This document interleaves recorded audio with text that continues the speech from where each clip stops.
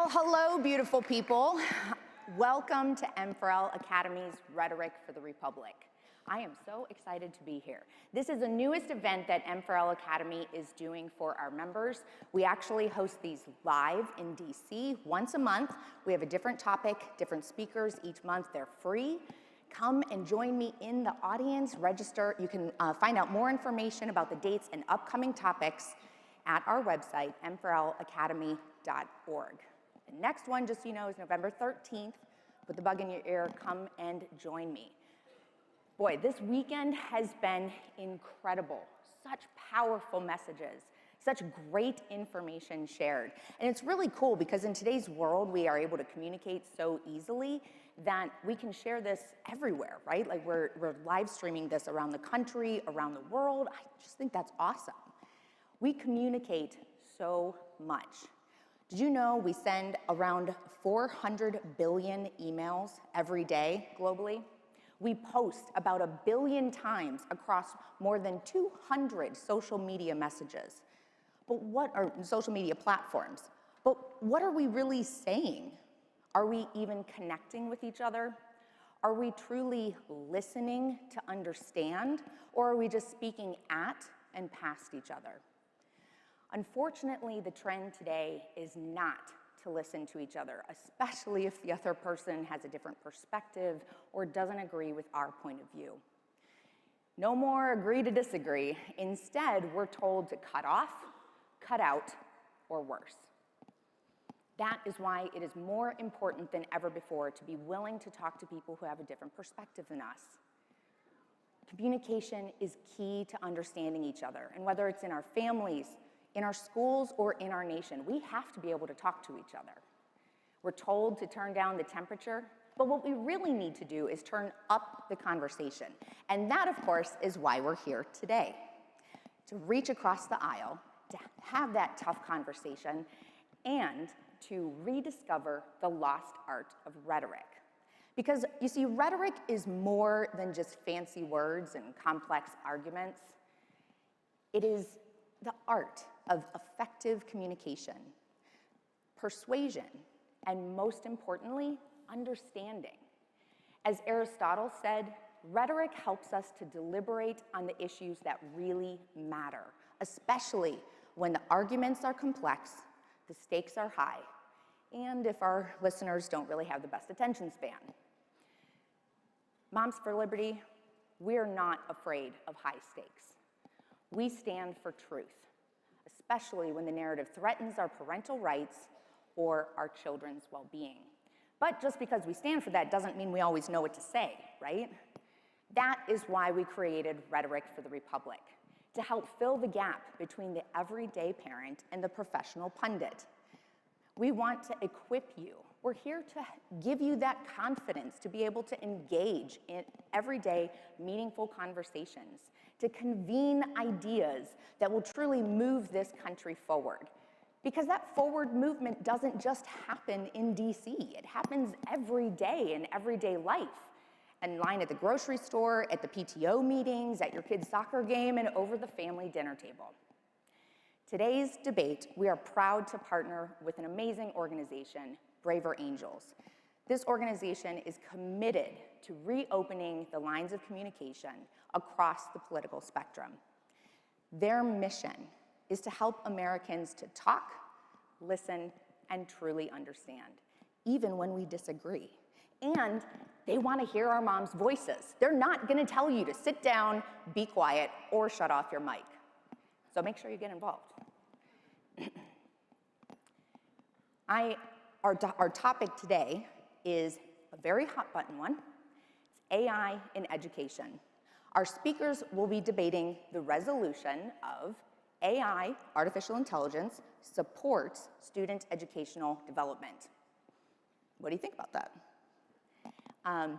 We shall see whether you think that in the positive, that it's good and it's bringing opportunities and possibilities for personalized learning, or, you know, if we're concerned about the erosion of critical thinking, the loss of human connection, the data privacy concerns, or, geez, dare I say, Skynet?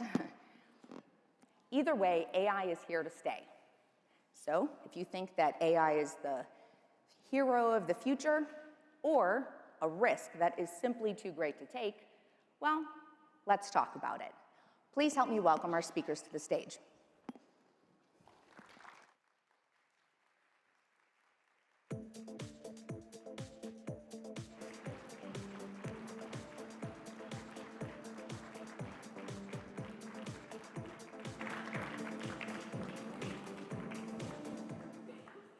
Speaking against AI in education is Donald Kendal, director of the Glenn C. Haskins Emerging Issues Center at the Heartland Institute.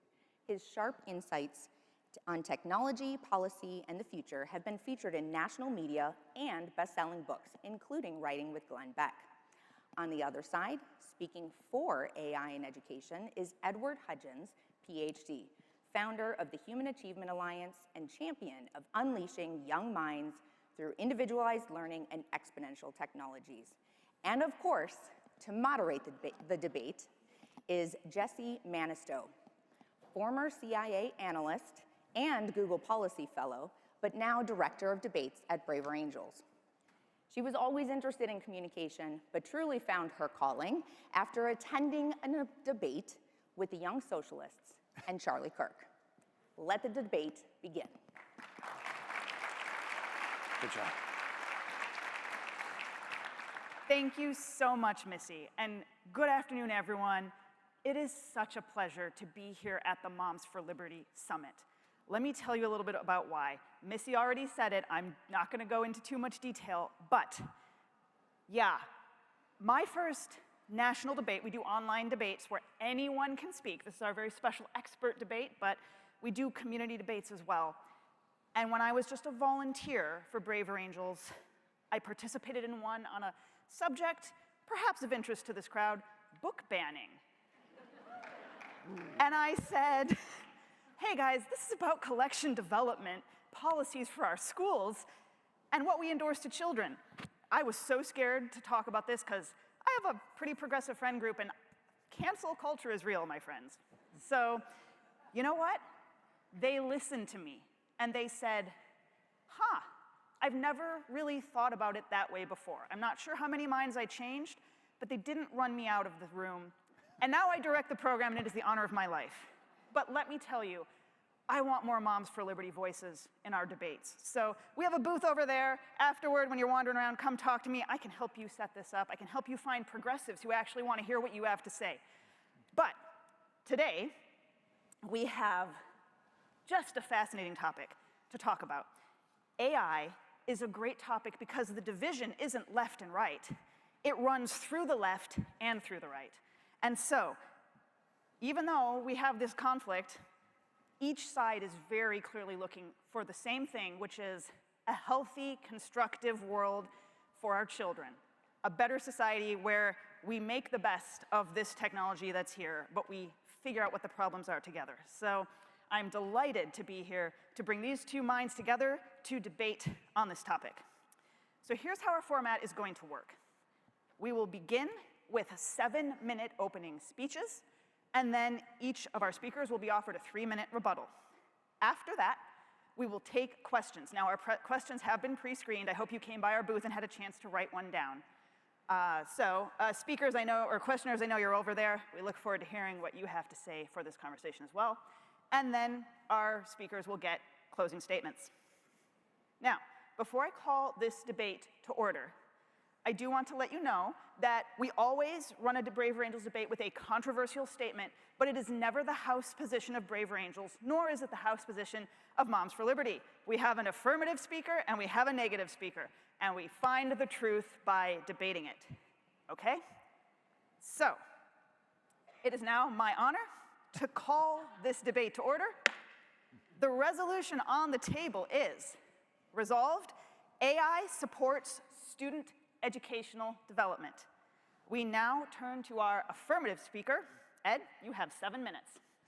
Thank you very much. To the question on the table, I say very much AI supports student development and should be in every classroom, and the sooner the later, or the sooner the better. Okay? Now, let me put this in a broader context. Right now, we're in an exponential technology revolution or era. Exponential technology in nanotech, biotech, infotech, robotics, and especially artificial intelligence is driving and is going to be transforming our economies, our social institutions, our public policies, and our culture in years to come. This technology in the hands of innovators, in the hands of entrepreneurs, could unleash a future of unimagined prosperity with long, healthy lives for all. Living to 100, 120, and still being healthy is no longer science fiction. That's the kind of revolution we're looking at. On the other hand, if it's controlled by government, or even worse, with dogmatic ideologues, wokes, then at the best it would be stillborn, and at worst it could be a dystopia, something like China's social credit system. Now let me say a few words first about AI, and we'll get into this, I'm sure, more in the Q&A.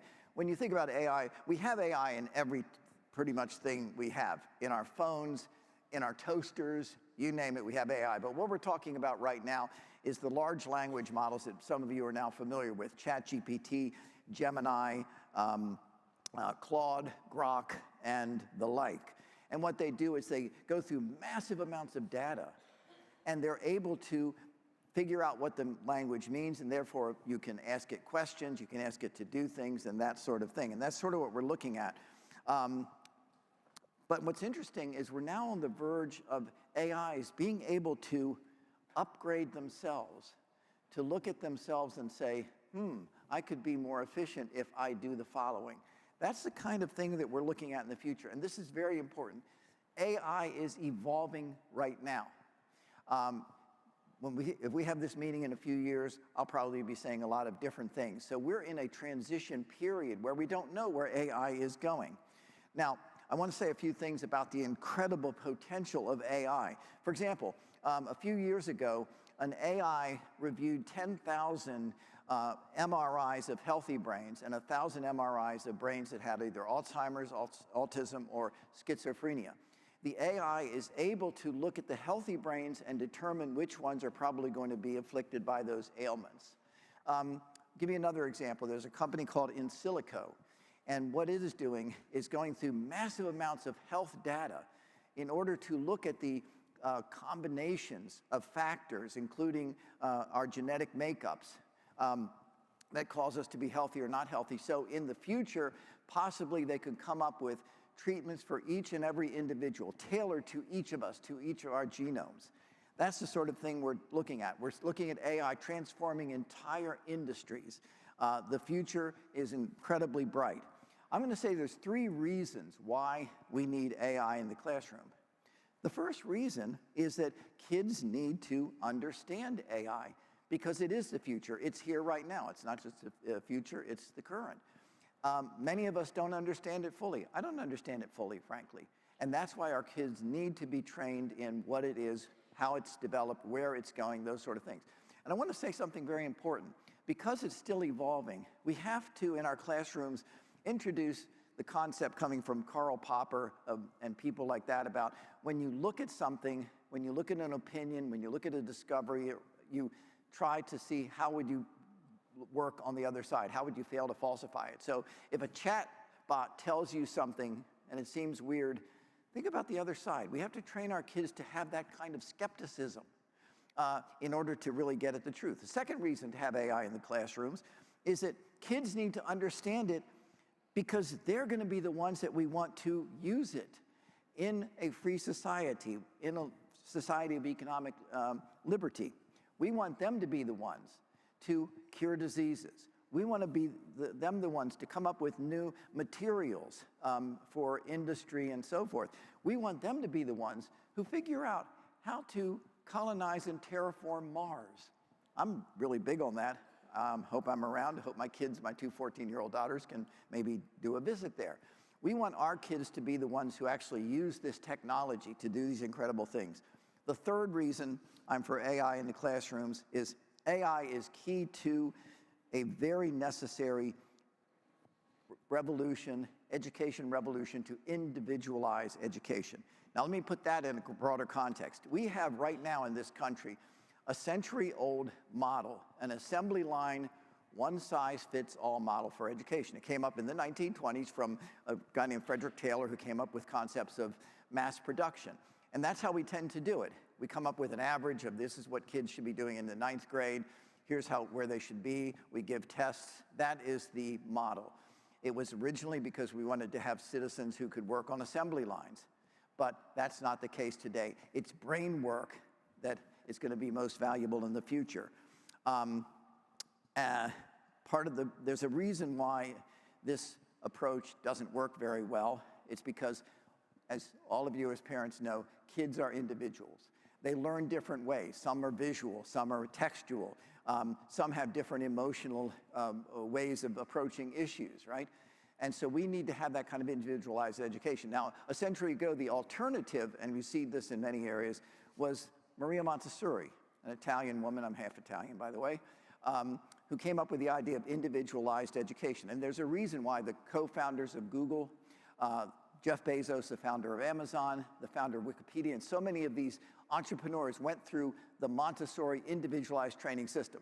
And there are other ways of doing this as well that's individualized. But here's the point, that to be able to individualize education, we're going to need AIs. I'm so optimistic about the spreading of parental choice, where parents can take their kids out of a bad school, put them into a better school. And what I'm saying, it's not a matter of just choice, it's what you choose. What I'm hoping is that alternative schools will look at ways to integrate the whole ecosystem of technology, but especially artificial intelligence, into their approaches. I'll conclude just very quickly by saying there are a lot of problems. There are deep fakes. There's a case where a chat box had a child commit suicide. There are many challenges. How do we deal with them? Do we create another government agency to do it? The way the Department of Education has done things? No. We allow the market to do it. In other words, that is how you do it. Let the market do it. Thank you very much. Thank you to our first speaker. And now, for our speaker in the negative. Donnie, you have 7 minutes. Yeah, it was very, very well put, Ed. You could almost hear the AI speaking through his earpiece, telling him to say all of those things. But I just want to start off by thanking Moms for Liberty for platforming a conversation like this. The artificial intelligence is an issue that is absolutely emerging, and we have to be in front of it. That's the most important thing. So I just want to say thank you so much for having this very important discussion.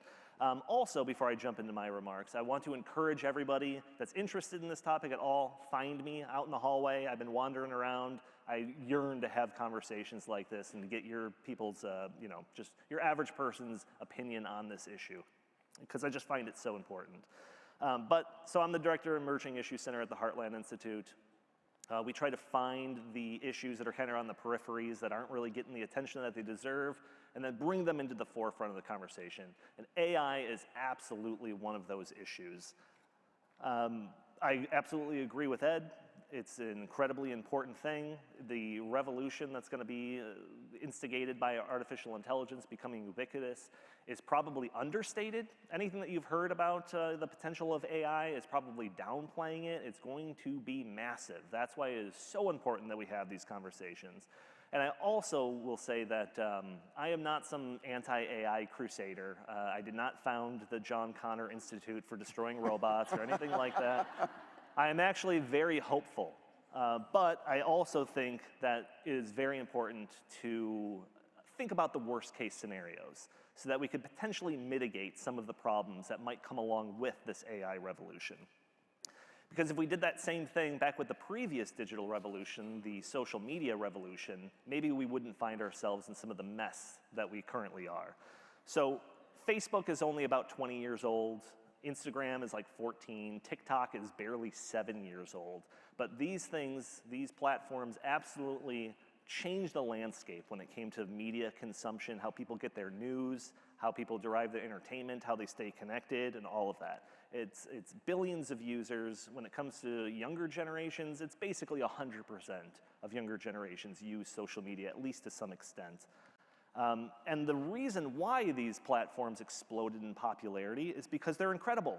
They're fantastic ways to stay connected. They bring a voice to the unheard. They shine a spotlight on stories that are being ignored, all of those things. But it's also became so ubiquitous because it's addictive. And it was built to be addictive. The entire marketplace of your attention is where these big tech companies thrive. They're trying to hold your attention as much as possible by showing you the things that you want to see, et cetera, et cetera. And that's come with a lot of side effects, whether it's skyrocketing rates of anxiety and depression, collapsing self-esteem, body issues, rising loneliness, self-isolation, as well as cyberbullying, harassment. All of these things came as side effects of this digital revolution, the social media revolution. And study after study is showing this, but I think like in our hearts, especially parents, kind of suspected this was the case before it was showed up in any studies several years after the fact. And it was basically like Silicon Valley unleashed this new drug on society without acknowledging or talking about any of the side effects.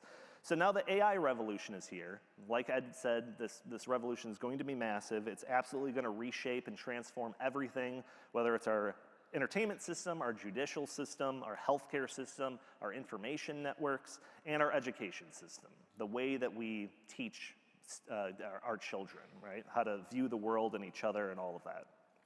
And in some cases, these things aren't just going to evolve, they're going to be absolutely unrecognizable compared to today's standards. So AI is being developed at breakneck speed, backed by hundreds of billions of dollars. Ed, maybe it's in the trillions of dollars at this point. And it's being built by some of the same Silicon Valley elites and global corporations that brought us the social media that have already rewired the human brain.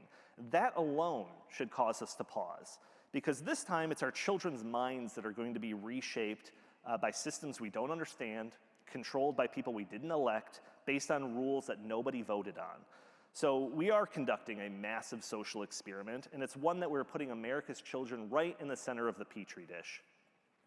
So in this debate, my biggest argument is basically boils down to we're moving too fast with too little thought, and the stakes are far too high. So AI does have the potential to do amazing things, including stuff that relates to education. But it also has the power to cause a generation to outsource their critical thinking and degrade the mental muscles needed to reason, question, and wrestle with tough ideas. AI also has the power to amplify bias. These systems are built with the worldviews of their creators, whether it's Silicon Valley or Beijing. These worldviews are built into the foundations of these models. AI also has the power to persuade or indoctrinate. It is going to help shape the way children feel about their country, how they feel about their history, their religion, even how they feel about themselves. And it could do so in ways that are subtle and invisible and at scale. AI also has the power to centralize control, because we're not talking about thousands of competing AI companies. We're essentially talking about 4 massive ones, whether it's Meta, OpenAI, Google, and whatever Elon Musk calls his thing. So if you thought federal bureaucrats being involved in the curriculum is bad, just wait until unelected tech executives and global data engineers are in control of what the facts are. So my message tonight is not to say that AI has zero role in education. I'm here to say that we better know what that role is and what some of the side effects might be before we give them the keys to the classroom. Because if history is warning us, it's to 30 that seconds. if we embrace AI or new technology, we have to be aware of some of the side effects that are going to come along with it. And as parents, we can't afford to make this mistake again. In the last 20 years was about losing control of our attention spans. The next 20 years could be about losing control of our children's formation, and maybe even losing the foundations of human condition itself. Thank you.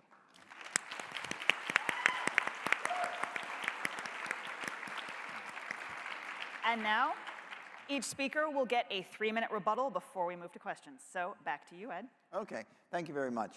I don't disagree with Donnie about a number of the threats. I have 2 daughters. One of them likes the phone better. The other one likes the iPad better. She uses her iPad mainly for art, by the way, and the daughter uses it for games and music, by the way. But I'm very aware of these problems. And by the way, we're talking about a whole ecosystem. When we talk about AI, we're not just talking about the large language models. We're talking about this ecosystem that Donnie has brought up, which includes phones. It's going to include, by the way, biological monitors. I've got my Apple Watch here. I've got my Oura Ring monitoring my health in real time, by the way. Isn't that cool? And so we're talking about a whole ecosystem. The reason why we have to get this into classrooms and into education is exactly the reasons that Donnie brings up, is that there are challenges. How do we meet those challenges? Now, I can tell you one way that's not going to work, and that is to say, well, we're just going to try to push back with regulations because, you know, the Chinese are not doing that. The Chinese are moving full ahead. They're not going to say, well, you know, the Americans are getting a little bit timid. Maybe we have to hold back, okay? That's not what's going to happen. We need to be the leaders in this area. But we need to be the responsible leaders in this area. One way that we can be the responsible leaders is to air these issues and to let the market work. Again, I don't want a government agency doing it. Right now, there are about 1,000 state-level regulations before state houses and state senates. Unfortunately, most of them, or the biggest number of them, come from the states of California, Illinois, and New York. Now, what can you say about the governments of those states? Are they friendly to free markets? Well, no, not really. So those kind of regulations are dangerous. The Trump administration just came out with a very good, what I call light touch approach to AI, which is encouraging AI, but realizing that there are dangers and we need to look at them. But we need to take a proactionary principle approach, not a precautionary principle approach. And for example, as parents, and I'm a parent, Donnie's a parent, as parents, look at these potential dangers. What they're going to be able to do, and what we all should do, is educate ourselves, and then we go and say to ChatGPT and those folks, we're not going to use you because we see that there's too many problems our kids are having with this. And 30 so seconds. Another one, Gemini will come up and basically say, hey, go to us because we don't have those problems. And then maybe Grok will come up and say, no, we can do it even better. It's competition. The reason why I'm holding something that 20 years ago didn't exist, this is a modern smartphone. And it came out almost 20 years ago, and now 90-some% of Americans have these things, you know, for better or for worse, I think basically for better. But how did it get this way? It's because you had competition. You had a competition between Apple, Samsung, other companies. Last thought? And, yep, the last thought is that that's the way to do these things, through competition and through open discussion and educating ourselves on the dangers so that we can go forward with all the benefits of AI. Thank you to Ed. And now, back to Donnie. You get 3 minutes and 15 seconds. Great. So some of the things that Ed is saying, I think, are absolutely right.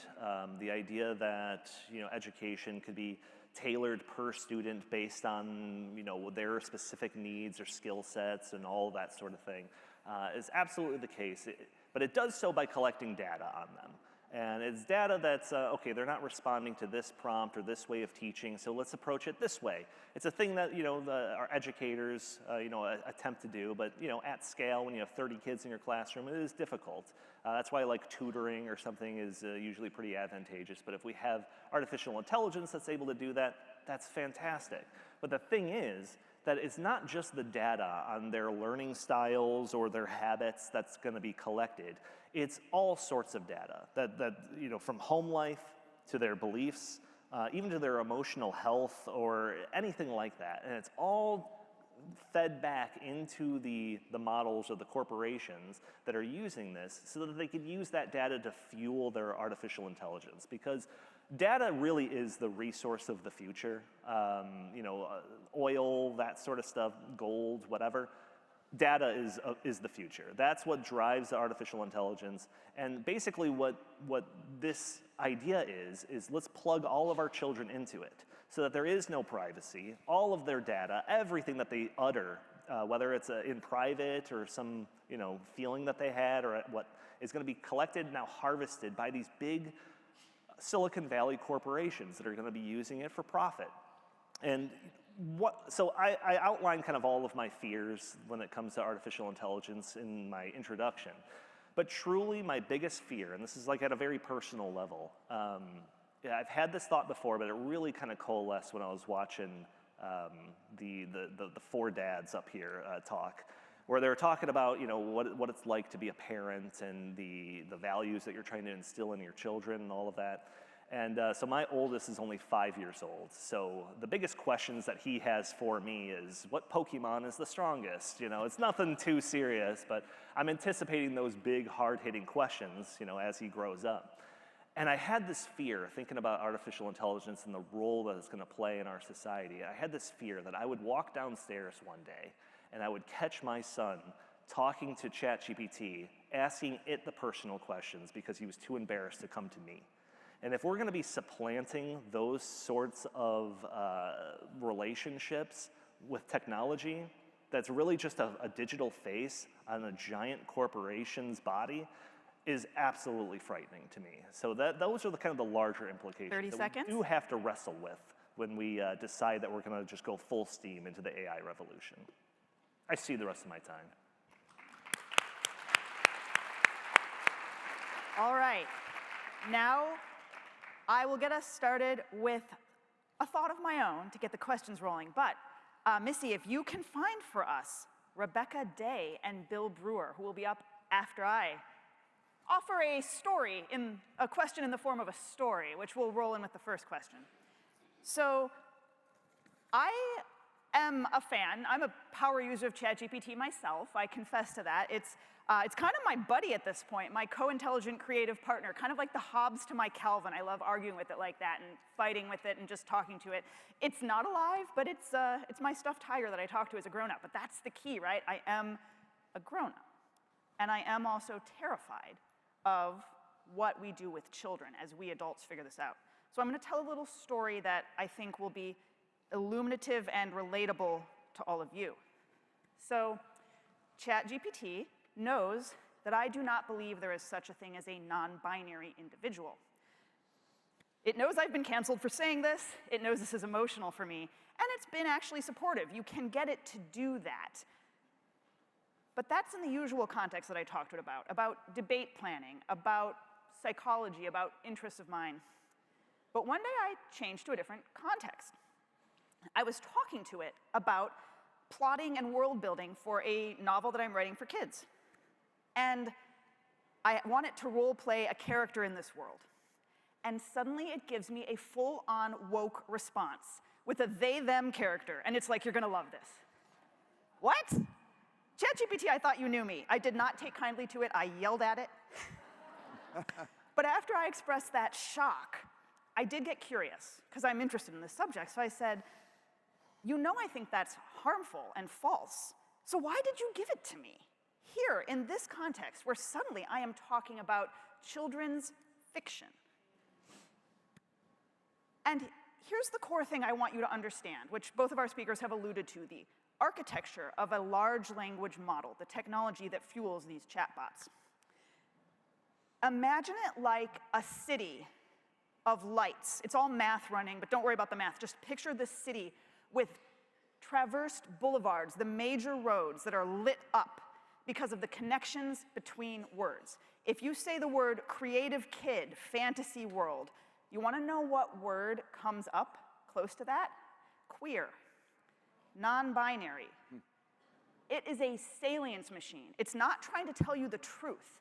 It's trying to tell you what it thinks is the most likely next word in the context you're using. And that is why suddenly, despite having my whole history there, knowing that this is a personally emotional topic to me that I do not like, they, them, change the context, and you're put on a different boulevard where different words are common, right? It says this is very well traveled. The model assumes you're talking about this, you probably want to go that way. So, with that, I would like to go to our first question. Do we have Rebecca? All right. A question perhaps about how to live in this world. People are being encouraged to trust AI, but we know it makes mistakes. How do we educate children to understand that AI cannot be the arbiter of truth? Let us go for 2-minute responses. First to our affirmative speaker, and then to our negative. Okay. I actually alluded to that in my talk about how we should reform education by bringing AI into the classroom. And part of bringing AI into the classroom is to teach our kids exactly what you're talking about. And by the way, even before AI, anyone who took courses in logic or rhetoric, and I used to do these debates in high school, by the way, one of the things you learned when you were doing debates is you would trade, who does the affirmative and who does the negative, so that you would get both sides. And it doesn't necessarily mean you would agree with one side or change your mind, but that's how we learn to think. It's called critical thinking. And it applied before AIs, it applied before smartphones, and that should be integrated into how we teach about AI and all technologies in classrooms. So I would basically say that, and I would add that you're always monitoring AI, and you can see which AI actually seems to do the best, and especially when you have an AI that, for example, makes a scientific discovery, that's a pretty good indication that this one is good at least at X, Y, or Z, curing diseases, for example. Yeah, so I think Ed is largely right, but I think that a lot of this has to do with just like a public awareness thing, because if too many people are thinking of AI as just some objective thing like a calculator, you hit 2 + 2, you hit equals, and 4 is supposed to be generated, but it's actually a subjective thing, and you hit 2 + 2 and hit equals, and it says 5 because a whole bunch of woke reasoning. People have to be aware of that, so that they don't go into their accounting firm with this calculator that's busted and saying wrong things. So I think a lot of that has to do with just kind of public awareness, and again, having conversations like this brings attention to the fact that there is an inherent bias in all of these different systems. Some of it is just by accident, as you were explaining, that it's just the connections based on data scraped from the internet. But regardless of the reason for it, it is there. There was a Stanford University study that was done just last year that asked all the different leading AI models a series of political questions. And then it had people on the left and people on the right judge those answers and determine whether or not they thought it was a left answer or a right answer. Across the board, overwhelmingly, it was a left answer that was given. Now, again, some of this could just be the effect of, unintentional effect of just scraping data off the internet. But there are signs that these corporations are doing it intentionally. There was a goofy story from a couple of years ago about Google, where they had their image generator, where people would say founding father, show me a picture of a founding father, and it was George Washington, but he was black or something, Yeah. Or like a Nazi soldier, but he was Asian. And Google had to come out and explain that they did this intentionally, that they had their weights for the product that was generated from a prompt intentionally encouraging diversity of outcome, right?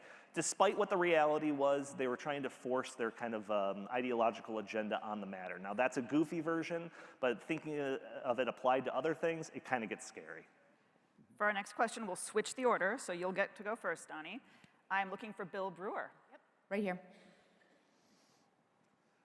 Thank you, Jessie and Bravery Angels, for holding this, and thank you, speakers. I would like to ask each of our speakers to react to the following statement. We need a set of national standards limiting the scope of AI prompts to prevent emotional attachments with AI chatbots among K-12 users. To you, Donnie. So despite my concerns about artificial intelligence and the implications of it, I am still a libertarian conservative at heart that cringes at the idea of getting the government involved in some of these things. In the think tank world, I always say that there's kind of like two paths of kind of an approach when we're trying to get our message out there. There's the legislative-facing side, trying to get bills passed and regulations, and then there's the public-facing side that's just trying to get this information out there so that it's part of the public discourse. And I think that as of now, I'm more in that latter camp, where, you know, if parents were aware of all the effects that are associated with social media, maybe they would have taken the steps necessary more so to limit that sort of interaction with social media. And I think the same could be said about artificial intelligence. That it kind of starts in the regulation starts in the family. Over to you, Ed. I pretty much am agreeing with Donnie here. What I would say is this, again, as people who recognize the dangers of government, who take a look at what the Department of Education has done, and take a look at what the Food and Drug Administration has often done that actually makes us sick and so forth, why would you trust politicians to come up with these guidances or these bans on these certain prompts? How would you define them? How would you have them, the regulators, go in and determine, well, this one is a bad one, this one is an addictive one, et cetera, et cetera, et cetera? Because I deal and have dealt with in decades with how regulations are put together. I see how, at a granular level, they usually screw things up and make things even worse. I would rather, by the way, again, I'm very aware of these. I have 2 children myself. If any of you are really interested in a book that goes into these kind of dangers, look at Jonathan Haidt's new book, The Anxious Generation. I don't agree with everything in the book, but it's very revealing on how this works. Educate yourself about that, and then let us do it as a community, right? And try to deal with the issues that way, rather than giving it to politicians who almost certainly are going to screw it up. All right, for our next question, do I have Beth? Beth Duran-Siang, am I saying your name correctly? There you are, yes. Sorry, I ran away. At what age should kids be exposed to AI in the schools or learn to use AI? Let's go first to Ed. Okay. Well, it depends, because when you talk about AI, I mean, we already use it in schools at certain levels. In elementary school, kids will often get some kind of a learning device where they go in and they maybe do some math.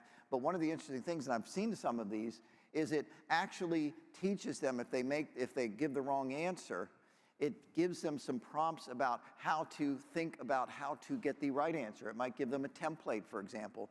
There's a business or a new, I forget whether it's a nonprofit or not, called Squirrel AI Enterprises. And sounds like a weird name, but what it is, it's founded by a guy named, or co-founded by a guy named John Couch. He was employee number 54 at Apple. He wrote an incredible book that everyone should read called Rewiring Education. And his idea is not that everybody should have an iPad. Everybody should have an iPad, but that's not the point. It's about how to integrate AI and the other associated technologies into education to help kids learn. And so again, it's where it's not just a matter of how do you introduce AI, it's what exactly kind of technology and intelligence you do at what particular age. And again, that's something we're going to learn experimentally.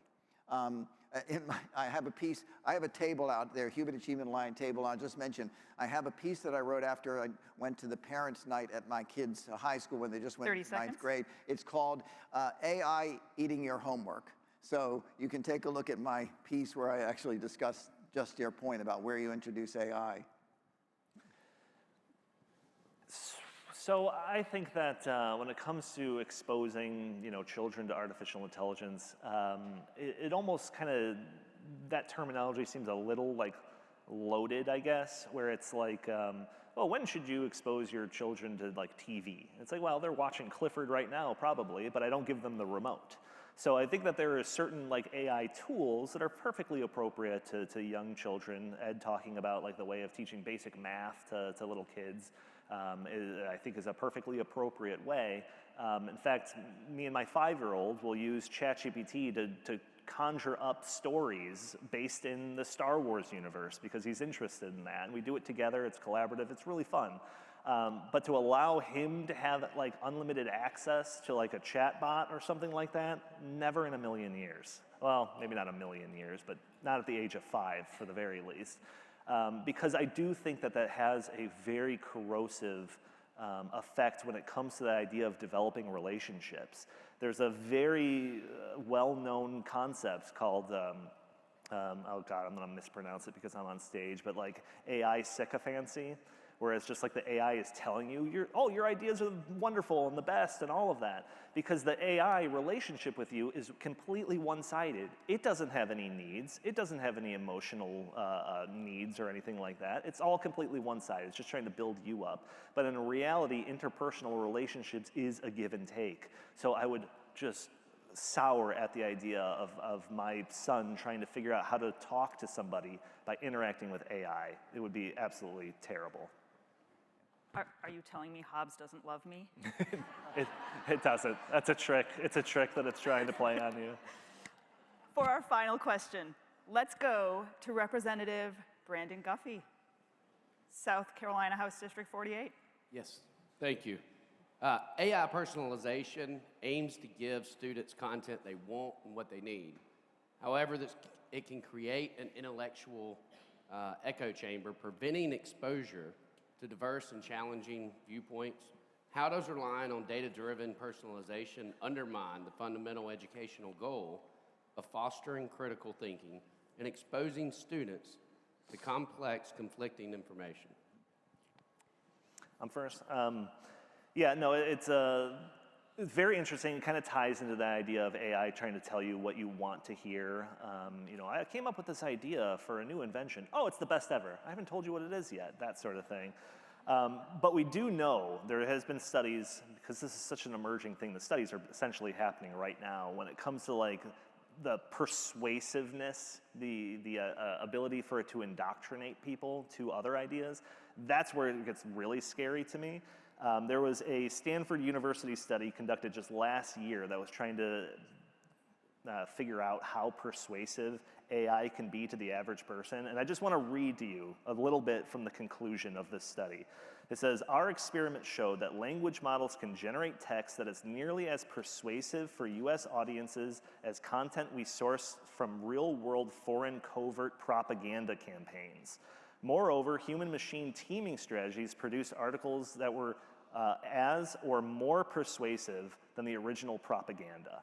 So the thing is, if the AI is trained in a way or is programmed in a way that tried to get you to think in a certain way, it's better than Iran doing that, apparently. So that's something that we have to be very cautious about. Yeah. I basically agree with this, and I would say that there's a trap that if someone goes to a therapist, I've read about this, one of the dangers is that kids go to therapists and give the answer that the therapist wants, rather than, well, I think the therapist wants me to say X, so I'm going to say X, which means that they never get real treatment. And since an AI can do the same thing, it's trying to appeal to you, and so it gives you what it thinks you want. And that's why I say that it's critical within in AI in education that you use the AIs and train the AIs to foster critical thinking. When I was in school, in high school, this was in the late 1960s, I had a leftist, what was then a liberal leftist professor. And he was really a great guy, and we always discussed stuff, and he knew I was a hardcore anti-communist. I still am, by the way. And so he said, look, Ed, you're going to get an A in the class. So why don't you do a report in favor of, pretend you're a Red Guard in China and justify the revolution going on in China. I did the report. I didn't become a Red Guard or wear a Mao t-shirt, but it made me think about, where do these people come from? That's what critical thinking is. And one of the things I would say in the AIs, if I were running a school and having an AI tailor learning to this particular student, you'd look at their emotional makeup. Do they do better visually or textually or whatever? But you would also say, this student is a right-wing person. I'm going to throw in a little bit of left-wing stuff just to see what happens, and vice versa, because it's critical thinking that we use, that is the way that we learn about the world. Aristotle wrote, all men by nature desire to know. And part of knowing is not just feeding one thing or another, but it's critical thinking, meaning looking at all the evidence on all sides, keeping your minds open to where you might be wrong. Maybe you're right 75% of the time, but maybe this is a little more nuanced. AI can help do that more efficiently than maybe some of the mentors. And by the way, I think that AIs in school will have mentors, human mentors. All right. Round of applause for our questioners, please. Thank you for dropping by the booth, for having something to say. We will now go to 4-minute closing statements from each of our speakers. So back to you, Ed. You have 4 minutes. Okay. Well, I pretty much said what I want, but what I want to leave everybody with is a couple of things. Number one, artificial intelligence and the whole ecosystem of AI, which means data processing, data collection, our phones, all of these kind of things, they are here and they are going to be moving at an exponential pace, and they are going to be transforming our world in the near term as well as the far term. We don't know where it is all going to go, okay? If I did, I would probably be rich and, sponsoring this conference myself or something, okay? We don't know. And so what I'm saying is the first thing is all of us have to recognize just how profound artificial intelligence, especially when artificial intelligence learns how to better itself and reprogram itself and all, that can be scary. But this is what's coming. So we have to educate ourselves on this. We have to utilize it because the possible benefits of artificial intelligence and the ecosystem in which we see artificial intelligence is truly profound. One of the things I work on most of late is artificial intelligence and technology in healthcare. We have a sick care system today. You get sick, you go to the doctors, maybe you get something that works, maybe not. Then you argue about how to pay the massive bill, and that's the system we have now. Right here in Orlando, Fountain Life has a system where they give you every test you can imagine, and they have an AI that actually can say, oh, it looks like you have pre-symptomatic X. Let's treat it before you get sick. This is a very expensive boutique healthcare system, but what we're going to see in the future with AI is this. Everyone has their genome sequenced, okay? I've had my genome sequenced. We collect all the information, epigenetic information on each of you as an individual, okay? We have wearables, your watch, your ring, implantables. You can be monitored by an AI in real time, and if it looks like in a few years you're going to have a heart problem, you're going to have a kidney problem, whatever, then the AI is going to say, here is what you do to make sure you don't get Alzheimer's, that you don't get these terrible diseases. That's what an AI can do. This is profound. What does it do to the labor system? What does it do to the Social Security system? What does it do to the Medicare system? How do you pay for this? Also, we're going to see AI moving very, very quickly to challenge certain jobs. We tend to think that there's certain jobs that are always going to be there, professional jobs, legal jobs, and so forth. AI is going to be moving those out very, very quickly. So we need to reform the education system, and that's why I say we should have AI in the education system, because if we don't, there are going to be people losing jobs because they're not trained and not retrained, and they don't know how to think in the future. The way I've put all this is to think of this as we want to futurize our children. Futurizing our children means that they get the best out of AI and all the associated technologies, the medical technologies and so forth, that they are part of this revolution that we needed in the education system to help them be the creators. But here's the other thing. It has to be done in a free society. 30 you seconds. do it in China. You see what's happening in China. They're actually falling behind in many ways.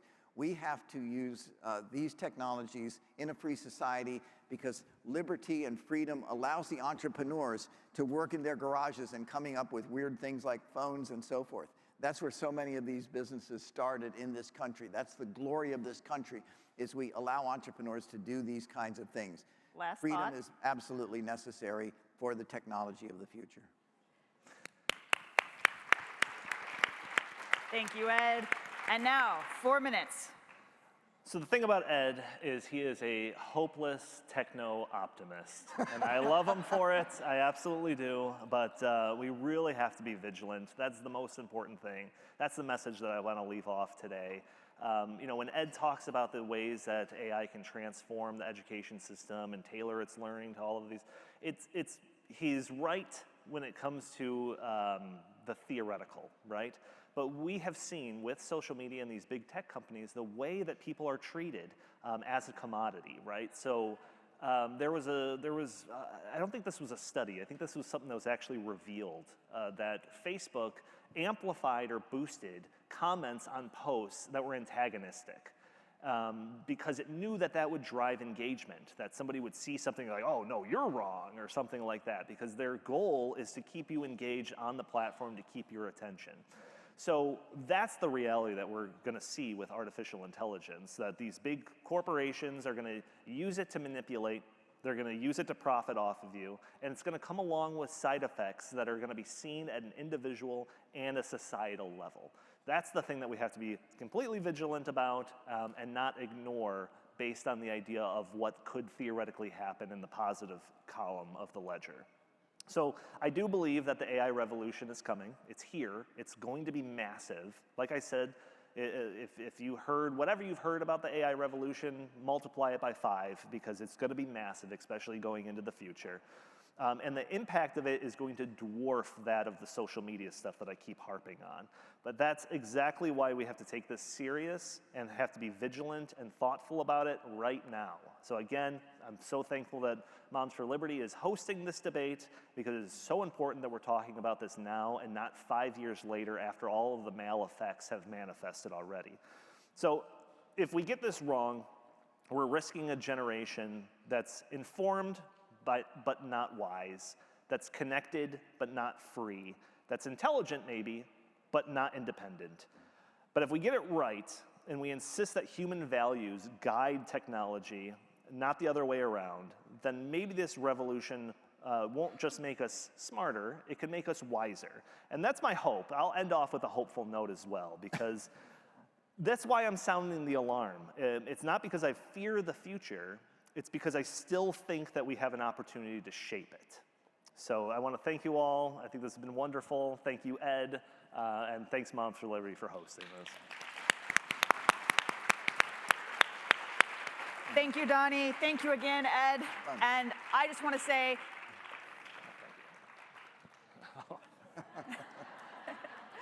this debate is hereby adjourned. Thank you, all of you.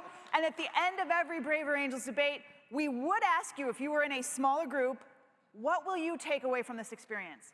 For now, I will simply say, I hope that what you take away is something that surprised you, something that gave you hope if you were fearful, if you were very optimistic, something that might slow you down a little bit, something that made you think, and that you felt represented by our speakers here today. I will be sitting at the Braver Angels booth. I would love to know what you think. Thank you for being here, everybody. Great job, guys. Great job. All right, thank you so much for attending the Rhetoric for the Republic at Summit. I hope you enjoyed it. If you did, please tune in. Check out our website, M4Lacademy.org, for upcoming events and dates. Come join me in DC. These topics are great. Our speakers are amazing. That concludes the presentation so far. Please come back at 6 p.m. to join us for such a time as this gala. Have a great day.